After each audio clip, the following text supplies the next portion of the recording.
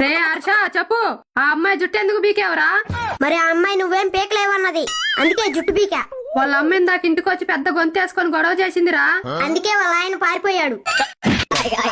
నీకు దండం పెడతారా, ఇంకోసారి గొడవలు కొనక్కరా మాకురా. నేను కొనుక్కోటానికే డబ్బులు ఇవ్వవు, ఇంకా గొడవలు కొనుక్కొచ్చేంత డబ్బులు నా దగ్గర ఎక్కడు అమ్మా.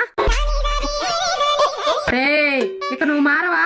నాకు మారాలనే ఉందమ్మా, కానీ మారాక నువ్వు గుర్తుపడతావో లేదో అని ఆగా. ఓరి దేవుడా, ఏమైందిరా నీకు? వీడింతే అమ్మా, స్కూల్లో వాడు పెద్ద అంత సీన్ లేదులే, నాకంటే ఇంకో పెద్దది ఉన్నాడు.